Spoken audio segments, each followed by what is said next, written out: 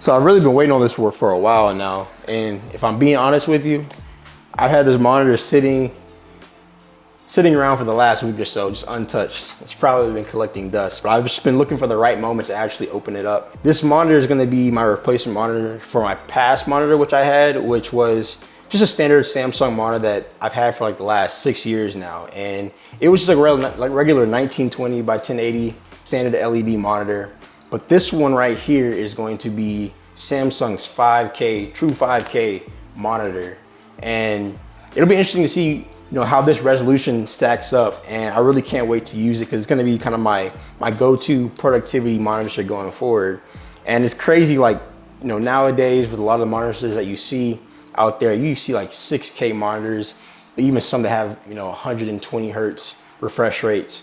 But I just had to go ahead and see what 5K was talking about, and I found this one for a pretty good deal because you can really get some crazy deals on some 5K monitors that are out there. I know with 6K, as appealing as it is, it's just not really worth spending several $1,000s on one of those monitors. So it looks like the monitor comes with a standard stand. This looks like the stand. We also have what looks to be the power cable as well as some other cables. We got a USB-C cable, so we can connect our laptop. We also have HDMI cable, which is actually gonna be nice to have.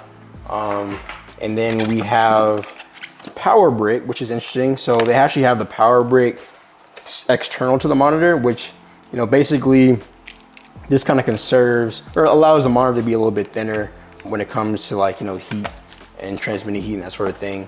And then another piece for the stand. One of the things that I also think is very interesting with this specific monitor is that it actually comes with a webcam, which is not something that you see. I know the studio display has one, but it's not something that you see pretty often when it comes to a lot of monitors that are out there, especially a lot of, I would say the quote unquote gaming monitors, because like I said, this is a true productivity, developer, oriented or, work focused type of monitor. So the people that are using this are more so not necessarily trying to game on this monitor, but they're trying to actually do work, get work done, that sort of thing.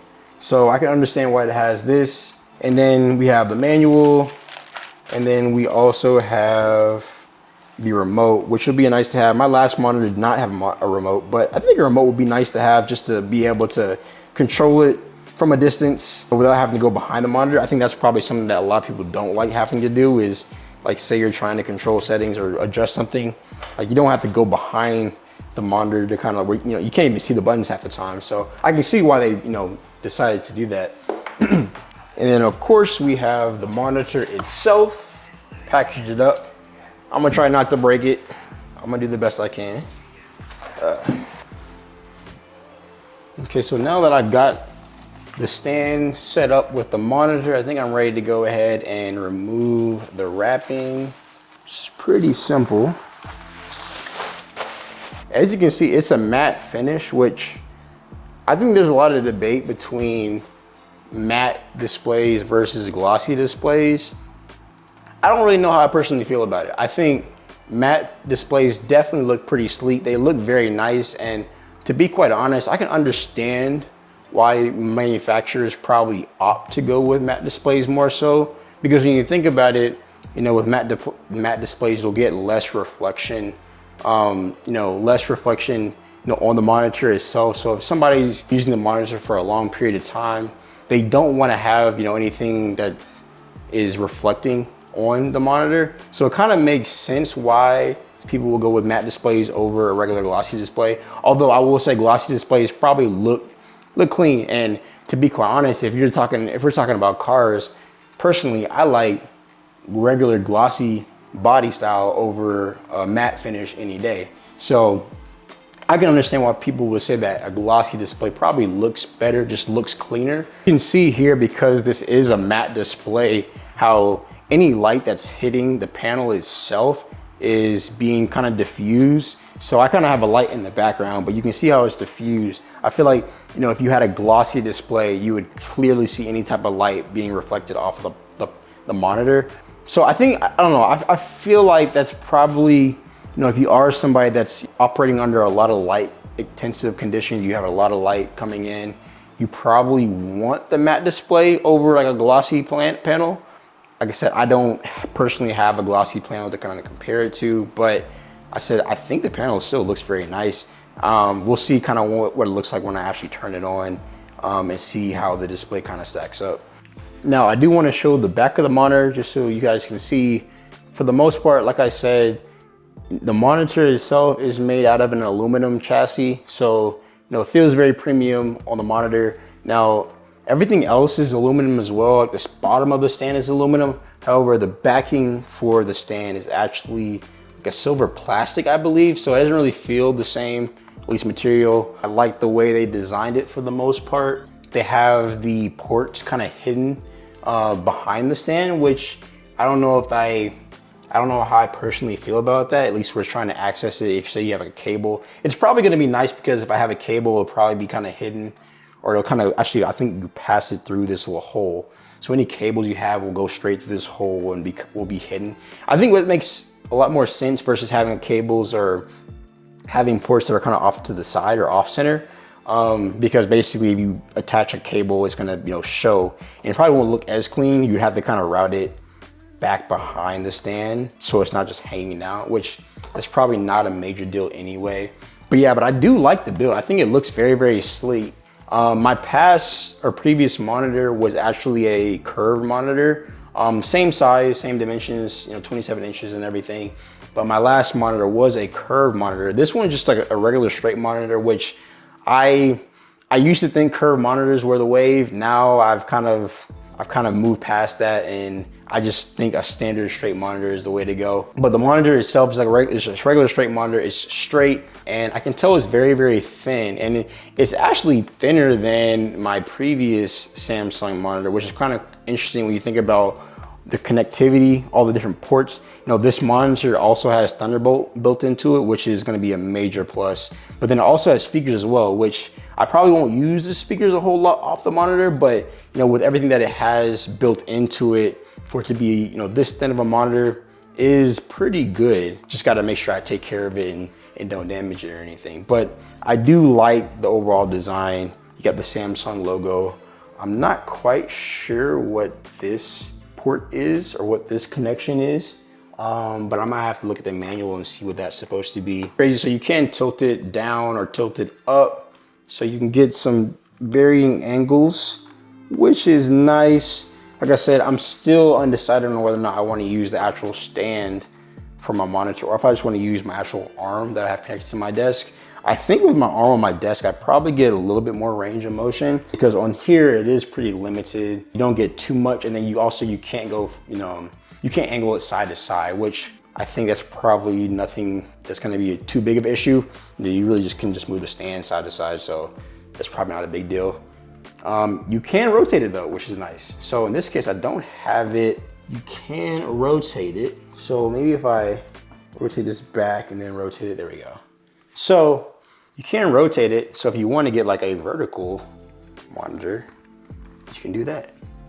I'm not sure how many people will go this route, but that is something you can do. So if you want to look at it vertically, that is pretty nice. I actually don't think I would be able to do that on my arm unless I readjusted my mount so that I can make it vertical. I don't think I would be able to do that on my current arm. So that's actually an interesting thing. So in theory, if you had two monitors, like say you had, you know, you wanted to have two Samsung Viewfinities, you could have one vertical, one horizontal, and have them side by side. I know that's very popular. Personally, I'm not going to use a vertical monitor. It's just not something I do. Typically, I just use like a single monitor setup, and then I have my laptop. So, but yeah, it's nice to be able to even do this to begin with. So I actually figured out what the port on the back was actually for. It's actually for the webcam. It has a magnetic connection, so it's pretty simple to connect it, and it just goes onto the back.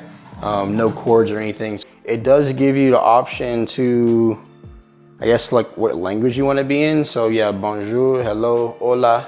Normally I would go hola, but for now, I'm gonna go with hello. So 3 simple options. How would you like to get started? I will say having this remote is really nice to have. I feel like I'm watching TV. And this is really one of the other things that can make this monitor so much more appealing is that it has a lot of smart features supposedly as well. So just like any Samsung or monitor or TV, you get a lot of those smart features, so you can connect things like your phone obviously and do things kind of that way. The thing that really stands out here is the fact that this truly is a 5K monitor. So this sharpness is, you think about it, it's coming from a 5120 by 2880 resolution, where you're getting essentially 218 pixels for every inch on the screen. Like 27 inches, I think it's really perfect.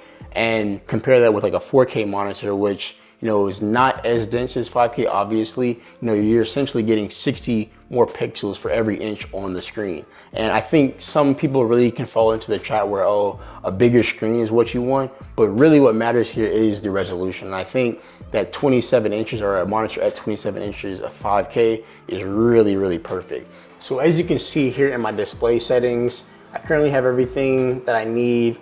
Now, I know with the scaling and layout, it can get a little bit tricky with how this works, but I currently have my scaling set at 200%. And then as you can see here, I'm getting a display resolution of 5120 by 2880, which is essentially my 5K resolution.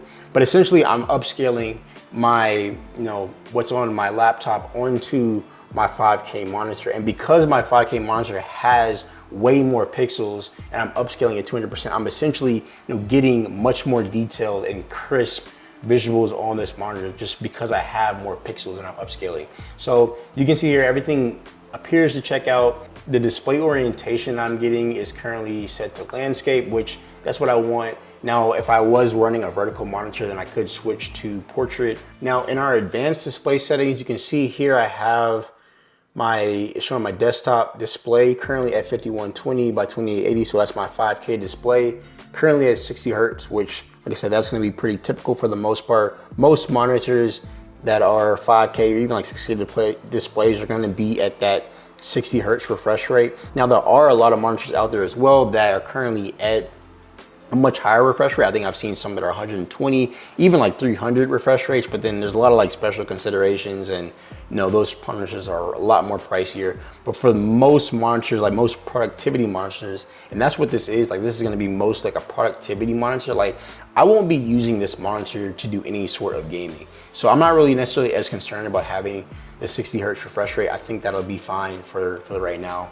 Now I do have a 10 bit depth, and then also this monitor is capable to support HDR content as well, and it has this peak brightness at 604 nits, which I think is pretty good. I think when you compare it to like a lot of monitors that are out there, it is nice that this monitor supports HDR content. So essentially, if you're watching like a bunch of like movies or any like HDR videos, you'll be able to kind of get that, what they call the high dynamic range of watching those videos. So if you pull up like an HDR video, you'll definitely notice it pretty significantly. But essentially, anything that's black on the screen versus what's bright on the screen, you get way more contrast. I mean, so you get what, your true blacks. And so if you're seeing like videos that have, or HDR videos and stuff, those things along those lines, you're gonna see a lot more pop or punch in those videos on a monitor or, a screen that has HDR support. So it's nice that this monitor actually has that capability or can support HDR. Now, there are some built-in speakers into the monitor on both sides. So I can play a quick sound effect.